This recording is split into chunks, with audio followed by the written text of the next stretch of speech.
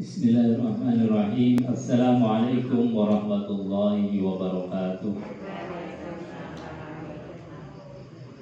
Bismillah. Innal hamdalillah nahmaduhu wa nasta'inuhu wa nastaghfiruh wa na'udzu billahi min shururi anfusina wa min sayyiati a'malina. May yahdihillahu fala mudilla lahu wa may yudlil fala hadiya lahu. Asyhadu an la ilaha illallah wa asyhadu anna Muhammadan abduhu wa rasuluh. Allahumma shalli wa sallim ala sayyidina Muhammadin wa ala alihi wa sahbihi ajma'in. Rabbi shrah li sadri wa yassir li amri wa hlul 'uqdatam min lisani yafqahu qawli, amma ba'd. Bapak Ibu hadirin jamaah kajian Sabtu pagi yang dimuliakan Allah Subhanahu wa taala, tidak henti-hentinya untuk bersyukur biqauli alhamdulillahi rabbil alamin.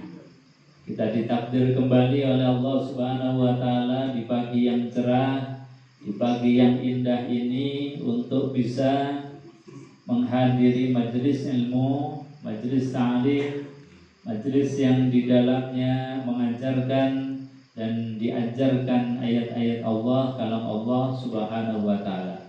Mudah-mudahan kita sebagaimana yang disifati oleh baginda Rasulullah SAW, khairukum man ta'allamal Qur'an wa 'allama. Sebaik-baik kalian itu adalah dua kelompok orang, yaitu orang yang mau belajar dan orang yang mengajar. Dan dua sifat ini ada di majelis kita. Artinya apa? Ketika kita ditakdir dari rumah masing-masing menuju tempat ini adalah disifati oleh baginda Rasulullah SAW, khairukum, sebaik-baik kalian, man ta'allamal Qur'an wa 'allama, orang yang belajar Al-Qur'an dan juga yang mengajarkan Al-Qur'an. Maka berbahagialah kita dipilih oleh Allah sebagai manusia-manusia pilihan, manusia-manusia yang baik yang di mata Allah Subhanahu wa taala, dan insyaallah kita akan diberikan ganjaran surganya Allah. Amin Allahumma amin. Bapak Ibu hadirin jemaah yang dimuliakan Allah Subhanahu wa taala, alhamdulillah kemarin sudah khatam surat Yasin. Kita lanjutkan surat berikutnya, yaitu surat Fatir. Surat Fatir. Bismillahirrahmanirrahim. Suratu Fatir makkiyatun, nazalat qabla hijrati Rasulillah sallallahu alaihi wasallam. Surat Fatir ini tergolong surat makkiyah, surat yang diturunkan Allah sebelum baginda Rasulullah SAW hijrah ke Madinah. Ini termasuk surat-surat yang awal. Faya tasiru fil ghardil am. Makanya pembahasan di dalam surat ini membicarakan tentang perkara-perkara yang umum. Berbeda dengan surat Madaniyah, ini biasanya kaitannya dengan hukum-hukum, dengan hal-hal yang sifatnya spesifik.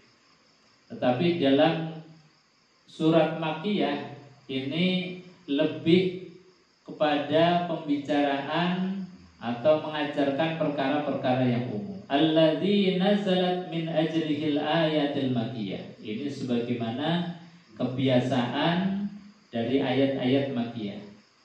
Walati yarji'u aghlibuha ilal maqasidil awal min risalati kulla rasulin.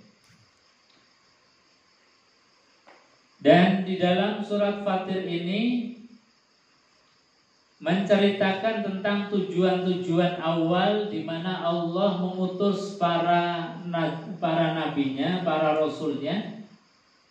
Di setiap rasul, di setiap nabi itu diajarkan oleh Allah Subhanahu wa taala, yaitu tentang al-qadayal aqidatul kubra, Yang pertama tentang akidah.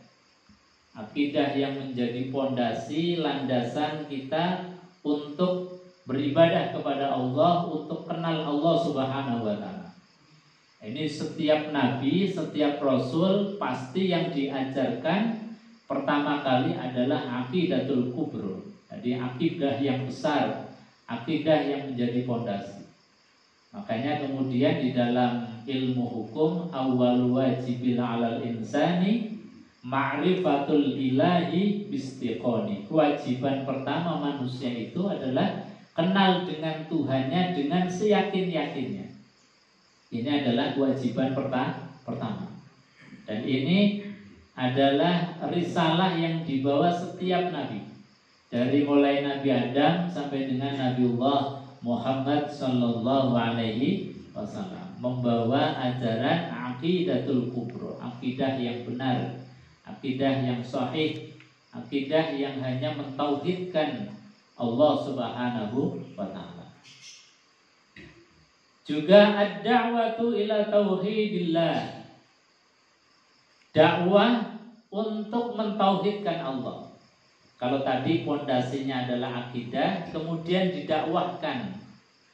Bagaimana cara-caranya dakwah, metodologinya dakwah, supaya orang itu simpatik, supaya orang itu mengikuti kita.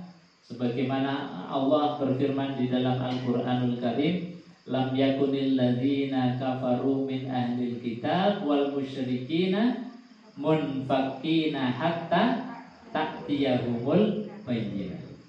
Jadi mereka orang-orang kafir, baik kafir dari ahli kitab maupun kafir dari orang musyrik, munfaqina, mereka tidak akan tercerabut dari pemikiran, dari akidahnya mereka, dari keyakinan mereka, hatta ta'tiyahumul bayyinah, sampai datang kepada mereka itu al-bayyinah.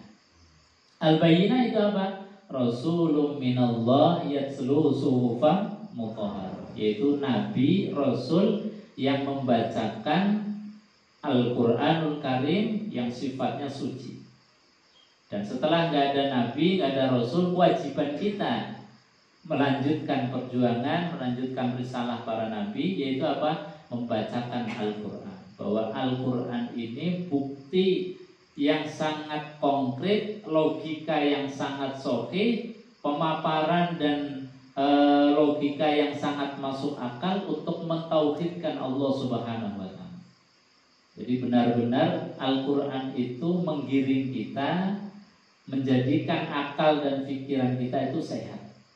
Sehatnya apa? Dengan dibuktikan kita hanya menyembah Allah Subhanahu wa Ta'ala. Nah Ustaz, berarti kalau orang yang menyembahnya tidak satu Tuhan itu logikanya nggak sehat, akalnya nggak sehat. Ya benar, karena bagaimana mungkin Tuhan itu lebih dari satu? Kalau Tuhan lebih dari satu itu logikanya nggak masuk akal. Logikanya nggak bisa diterima dengan akal sehat. Maka akal sehat yang kita punyai, alhamdulillah, kita punya Tuhan yang satu, kita bangga punya Allah yang sifatnya ahadun, qul huwallahu ahad. Dan ini adalah kewajiban kita. Apalagi kita di bulan Desember ini kan biasanya sering berpolemik tentang Nabiullah Isa alaihissalatu wassalam. Ya, apakah kemudian boleh mengucapkan ucapan selamat atau tidak? Padahal di Quran itu kita diberikan tugas oleh Allah Subhanahu wa Ta'ala. Tugasnya apa? Wa kadzalika ja'alnakum ummatan wasata litakunu syuhada'a 'alan nas wa yakuna ar-rasulu 'alaikum syahida. Jadi kata Allah, wa kadzalika ja'alnakum ummatan wasata, dan demikian kami jadikan kalian. Jadikan apa? Ummatan wasata, umat yang menjadi wasit. Wasata itu wasit, tengah-tengah, tidak memihak, mendudukkan perkara itu dengan semestinya, sesuai dengan data dan faktanya. Ayat ini turun itu berkaitan dengan klaim besar tentang Nabiullah Isa alaihissalatu wassalam. Ada yang mengklaim Isa itu anak haram, anak zina. Ini klaimnya orang Yahudi yang mengatakan bahwa Isa itu adalah anak zina. Sementara klaim kanan, orang-orang Nasrani mengatakan bahwa Isa itu anak Tuhan. Ini klaim yang sangat ekstrim. Satunya mengatakan bahwa Isa anak zina, satunya anak Tuhan. Maka Allah kemudian mewahyukan kepada Nabi Muhammad untuk jadi penengah, mendudukkan perkara tentang duduk perkaranya Nabiullah Isa itu dengan semestinya, dengan sebenar-benarnya, yaitu apa? Isa ibnu Maryam yang menjadi Rasulullah, utusan Allah Subhanahu wa ta'ala. Jadi ini adalah tugas kita. Maka ketika misalnya di Desember ini sering kita berpolemik tentang apakah boleh mengucapkan selamat dan sebagainya, kita sebetulnya lebih pada punya kewajiban kita harus meluruskan klaimnya tentang Nabiullah Isa alaihissalatu wassalam. Makanya kita harus menyampaikan bahwa Isa itu adalah Ibnu Maryam, bukan Ibnullah. Karena tadi bahwa tugas para nabi, para rasul itu adalah ad-da'watu ila tauhidillah, mendakwahkan, mengajak kepada keesaan Allah Subhanahu wa taala. Nah, termasuk tugas kita sebagai warasatul anbiya, pewaris para nabi itu yang mengajak terus untuk tauhid, untuk berdakwah tauhid. Nah, ini diantara isi kandungan surat Fatir. Kemudian wa iqamatul barahin ila wujudi. Di dalam surat Fatir ini juga menjelaskan, menegakkan tentang hujjah ala wujudi, tentang wujudnya Allah Subhanahu wa taala. Bahwa Allah Tuhan kita itu wajibul wujud.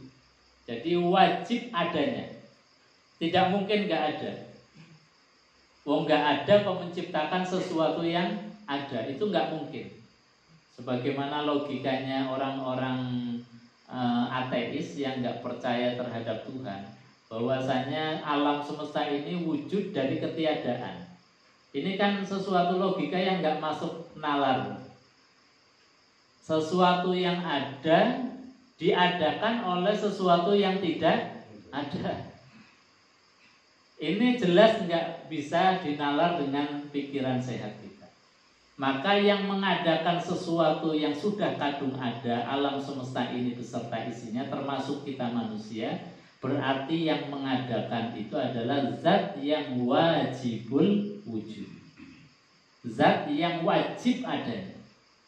Nah, adanya yang bagaimana? Ya wallahu a'lam. Kita nggak tahu, yang penting kita yakini bahwa Tuhan itu ada. Kalau sudah yakin bahwa ada kekuatan, kalau orang-orang yang dulu nggak kenal dengan Tuhan, namanya kausa prima. Jadi karena mereka nggak dapat pemahaman, padahal Allah sendiri sudah mengenalkan diri bahwa Allahu la ilaha illa huwal hayyul qayyum. Qul huwallahu ahad. Tapi mereka para filosof itu karena dengan pikirannya tidak dibimbing dengan wahyu, tidak dibimbing dengan kitab-kitab suci, mereka kenal dengan Tuhan dengan pencarian. Akhirnya mengenal bahwa Tuhan itu ya kausa prima. Jadi sesuatu yang paling, sesuatu yang menciptakan, sesuatu yang abadi, sesuatu yang pertama. Ya lumayanlah. Artinya apa? Bahwa mereka meyakini ada kekuatan besar selain dari kekuatan dirinya. Ada kekuatan besar selain kekuatan alam semesta, yaitu kekuatan yang menciptakan alam semesta. Makanya alhamdulillah kita nggak usah repot-repot cari namanya Tuhan. Apakah kausa prima, apakah macam-macam. Tapi kita cukup karena Allah sudah mengenalkan diri bahwa Tuhan kita namanya Allah. Qul huwallahu ahad. Ini jadi dalam pembahasan surat Fatir ini, di antara kandungan isinya adalah iqamatul barahin ala wujudi. Jadi menegakkan atau menjelaskan tentang hujjah bahwa Allah itu wujud. Wa hadamu qawaidus syirki, dan juga menghancurkan atau menganulir tentang qawaidus syirki, pondasi kesirikan. Jadi kesirikan apapun ketika didatangkan hujjah tentang tauhid, maka kesirikan itu pasti akan hilang. Kesirikan itu pasti akan tidak ada. Kalau tauhid itu datang, pasti kesirikan hilang. Ini secara sunatullahnya begitu. Karena apa? Logika kesirikan itu ya sesuatu yang nggak masuk akal tadi. Kalau sesuatu yang nggak masuk akal, kemudian datang Al-Quran sebagai hujjah yang sahih, hujjah yang benar, akhirnya akal kita menjadi sehat. Kalau akal sudah sehat, maka secara otomatis akan menjauhi kesirikan. Karena bagaimana mungkin misalnya ada pohon yang besar dianggap sebagai keramat, dianggap sebagai punya kekuatan. Ada keris yang dibikin sendiri dianggapnya punya kekuatan. Atau apapun yang dianggap sebagai kekuatan ternyata mereka juga lemah. Keris kalau nggak dibikin ya nggak jadi. Keris kalau dibiarkan ya pasti akan berkarat. Keris kalau dibiarkan dan macam-macam, semua yang namanya alam, yang namanya makhluk itu pasti punya sifat fana, punya sifat rusak. Makanya tidak bisa disandingkan dengan Allah Subhanahu wa Ta'ala. Tidak bisa disejajarkan dengan Tuhan yang zat yang mempunyai sifat maha. Makanya kalau sudah datang tauhid, pasti kesirikan itu akan sirna. Nah ini, maka dengan surat Fatir ini juga menjelaskan wahadamu qawaidus syirki, bahwa dengan datangnya tauhid, pondasi-pondasi kesyirikan itu akan hilang. Wal hizzu ala tadhhiril qulubi minar radha'il. Wal hizzu juga di dalam surat Fatir ini mendorong ala tadhhiril qulub, untuk membersihkan hati. Jadi dalam surat Fatir ini ada ayat-ayat yang menerangkan, mengajarkan kita supaya hati kita dibersihkan dari perkara-perkara yang syirik, perkara-perkara yang zalim, perkara-perkara yang iri, dengki, sombong dan lain sebagainya. Nah, ini di antara penjelasan garis besarnya isi surat Fatir, yaitu al-wal hissu ala tadhhiril qulub minar radha'il, mendorong untuk pembersihan hati. Sehingga kalau kita betul-betul mencamkan, merenungkan isi kandungan surat Fatir ini, insyaallah hati kita akan semakin sehat. Jauh dari sifat sombong, dari sifat riya, iri, dengki, bahkan dari sifat syirik, menyekutukan Allah Subhanahu wa Ta'ala. Wattahali bimakarimil akhlaq. Kemudian kalau sudah tadi kita coba bersihkan hatinya, kita hayati makna-makna kandungan dari surat Fatir, puncak daripada pemahaman surat ini yang hendaknya kita punyai, kita miliki, itu adalah wattahalli bimakarimil akhlaq. Kita hiasi hati kita, budi pekerti kita ini dengan akhlak yang mulia. Jadi setelah tadi bertauhid, kemudian kesyirikan hilang, kemudian diisi, didorong dengan akhlak-akhlak yang baik, hati yang bersih, maka puncaknya kita diharapkan mempunyai akhlak yang mulia. Nah, ini diantara tujuannya kita mengkaji surat Fatir, dan Allah mengajarkan kepada kita supaya tadi goalnya supaya kita punya akhlak yang mulia. Karena memang Rasulullah SAW itu diutus untuk ini. Innama bu'istu liutammima makarimal akhlak. Jadi aku diutus, kata Nabi, itu untuk mendorong untuk supaya punya budi pekerti akhlak yang mulia. Makarimal akhlak. Nah, ini goalnya. Jadi goalnya Nabi diutus menjadi Rasul supaya manusia itu punya karakter, punya akhlak yang mulia. Dan goalnya daripada surat Fatir ini juga sama. Kita diharapkan punya etika, punya attitude, punya karakter yang kuat, yaitu akhlak yang mulia, akhlak kepada Allah, akhlak kepada Rasulullah, akhlak kepada alam semesta, akhlak kepada manusia. Nah, ini endingnya yang diharapkan Allah ketika kita mempelajari surat Fatir. Bapak Ibu hadirin jemaah yang dimuliakan Allah Subhanahu wa taala. Bismillahirrahmanirrahim. Di ayat yang pertama Allah Subhanahu wa taala memuji, Alhamdulillahi fatiris samawati wal ardh ja'ilil malaikati rusulan uli ajnihatim masna wa thulatha wa ruba' yazidu fil khalqi ma yasha' innallaha ala kulli syai'in qadir. Ini ayat yang pertama Allah sampaikan Alhamdulillah, segala puji bagi Allah Subhanahu wa ta'ala. Jadi Allah memuji dirinya.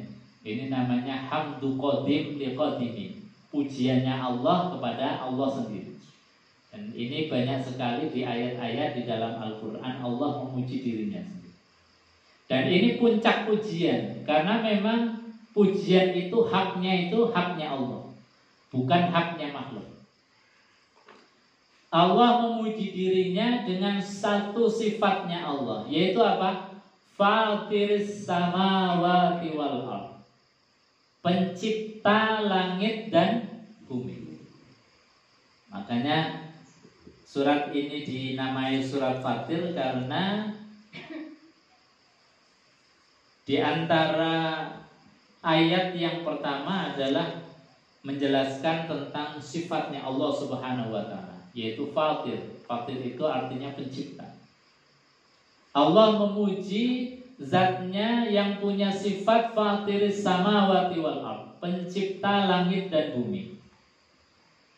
Aisana'ul kamil, ini adalah pujian yang sempurna. Jadi Allah yang maha sempurna memuji dengan pujian yang sempurna. Jadi puncak pujian. Jadi kalau kita membaca surat ini sudah puncaknya pujian. Gak ada pujian lagi kecuali pujian kepada Allah Subhanahu wa ta'ala. Pujian kepada zat yang mencipta langit, pujian kepada zat yang mencipta bumi. Makanya disampaikan oleh para ulama dalam kitab tafsir bahwasanya ayat Alhamdulillahi fatiris samawati wal ardh adalah as-sana'ul kamil. Ini adalah pujian yang sempurna, puncak-puncaknya puji. Jadi kalau kita baca saja ini sudah merinding rasanya.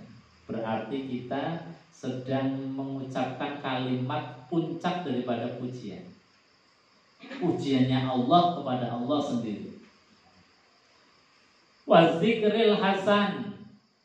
Dan ketika kita mengucapkan Alhamdulillahi fatiris samawati wal ardh, itu adalah penyebutan yang baik, kalimat yang baik, ma'at ta'zimi wa tabjili lillahi jalla wa ala, dan pengagungan terhadap keagungannya Allah Subhanahu wa ta'ala. Allah yang sudah agung diagungkan dengan kalimat yang agung. Khaliqis samawati wal ardh, yaitu zat yang menciptakan langit wal ardi dan bumi. Min ghairi misalin sabaqo, yang tanpa maket, yang tanpa contoh sebelumnya. Jadi Allah Subhanahu wa ta'ala mencipta langit dan bumi, tidak ada contohnya, tidak ada sebelumnya, tidak ada marketnya, kun fayakun. Jadi ketika Allah pengen bikin bumi ya kun fayakun. Jadi jadilah maka jadi. Nggak bikin contoh dulu, nggak bikin market dulu. Nggak seperti kita. Kita bikin rumah gambar dulu. Desainnya bagaimana, kira-kira kamarnya mau berapa, menghadapnya kemana, kemudian interiornya gimana, macam-macam itu dibikin gambar dulu, desain dulu, bahkan dibikin market dulu, dibikin percontohannya dulu. Nah, ini Allah enggak. Jadi bikin langit bumi itu langsung kun fayakun. Imam Al-Baydawi mengatakan bahwasanya fatiris samawati wal ard, yaitu pencipta langit dan bumi, mubda'ahuma wa mujidahuma ala ghairi misalin, yaitu Allah mengawali penciptaan keduanya langit dan bumi tanpa contoh, tanpa perumpamaan atau tanpa permisalan.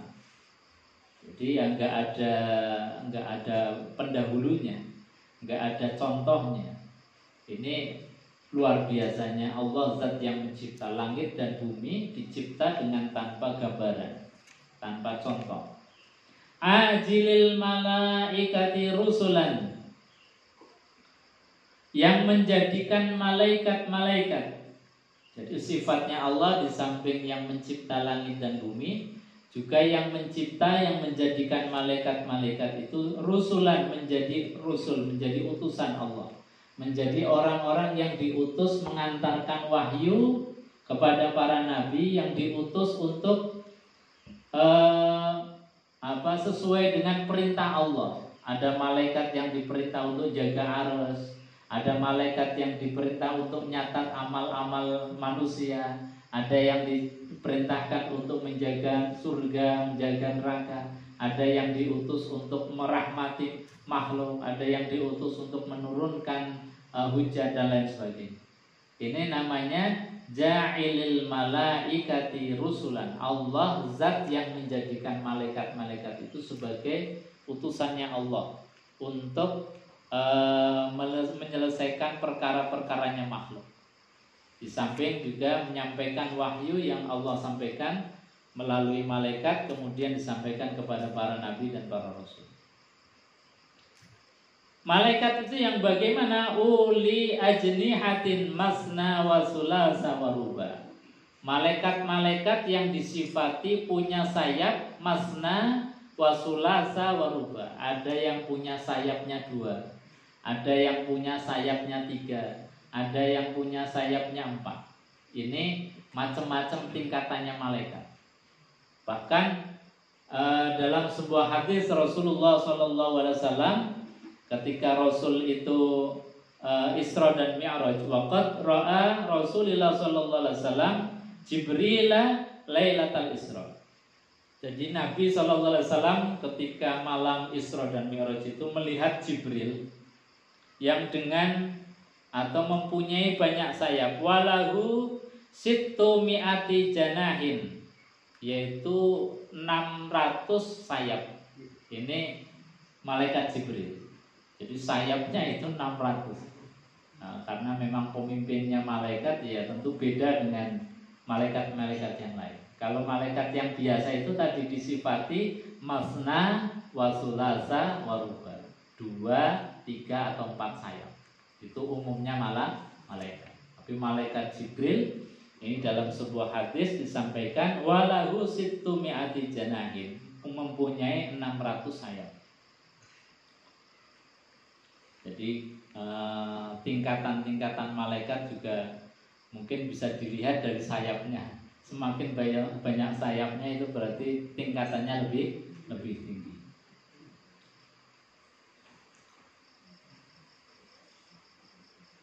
Jadi uli ajnihatin masna wa sulasa wa ruba ashabi ajnihatin, yaitu malaikat yang mempunyai sayap. Qala Qatadah ba'duhum lahu janahani wa ba'duhum lahu salasa wa ba'duhum lahu arba'a. Jadi sebagian malaikat ada yang punya 2 sayap, sebagian malaikat ada yang punya 3 sayap, sebagian malaikat ada yang punya 4 sayap. Yang ziluna biha minas sama'i ilal ardh. Yang dengan sayap itu para malaikat turun dari langit dan juga naik kembali ke langit. Wa yarji'una biha ilas sama. Jadi dengan sayap itu dari langit turun ke bumi, kemudian naik lagi dengan sayapnya. Ini yang dimaksud dalam ayat ja'ilil malaikati rusulan uli ajnihatin masna wa sulasa wa ruba'. Yaziduna fi khalqi ma yasha. Bahkan Allah kadang-kadang menambahi di dalam penciptaannya ma yasha, apa-apa yang dikehendaki oleh Allah. Nyatanya tadi malaikat Jibril sampai punya sayap 600 sayap. Ini dalam tafsir yazidu fil khalqi ma yasha. Innallaha ala kulli syai'in qadir. Kemudian ayat yang pertama ini ditutup dengan keagungan kekuasaannya Allah, bahwa Allah kalau mau apa saja bisa. Innallaha, sesungguhnya Allah Subhanahu wa taala, ala kulli syai'in, terhadap segala sesuatu itu qadirun, maha kuasa. Nah, ini kuasanya Allah Subhanahu wa taala ditunjukkan dengan fatiris samawati wal ardh. Allah pencipta langit dan bumi, yang tanpa caga, yang tanpa tiang, yang tanpa contoh bisa Allah buat. Kemudian menciptakan Rasul, menciptakan malaikat menjadi utusannya Allah untuk mengatur semua urusan-urusan makhluk yang disifati punya sayap, yang sayapnya itu dari langit turun ke bumi, dari bumi kemudian naik lagi ke langit. Ini bukti tentang kekuasaannya Allah Subhanahu wa taala. Nah, ini ayat yang pertama. Mudah-mudahan kita semakin tambah yakin, tambah percaya, tambah iman kepada Allah Subhanahu wa taala, sehingga dengan tambah iman rasa untuk ibadah semakin ikhlas, semakin ringan. Amin Allahumma amin. Bapak Ibu hadirin jemaah yang dimuliakan Allah, sebelum ditutup mungkin ada yang mau ditambahkan atau mau ditanyakan. Assalamualaikum warahmatullahi wabarakatuh. Waalaikumsalam warahmatullahi wabarakatuh. Ustaz sedikit nyinggung soal Natal. Akhir-akhir ini biasanya bulan Desember selalu jadi ada juga perdebatan gitu. Saya cuma yang kita pahami mungkin ya selama ini bahwa kita haram lah kalau perayaan atau segala macam mengucapkan dia yang ini juga kita diharamkan. Tapi ada juga ulama yang saya pernah baca ya, yang menyatakan bahwa boleh mengucapkan itu. Karena di Al-Quran sendiri saya nggak pikir itu surat apa. Ini menyatakan bahwa kelahiran Isa itu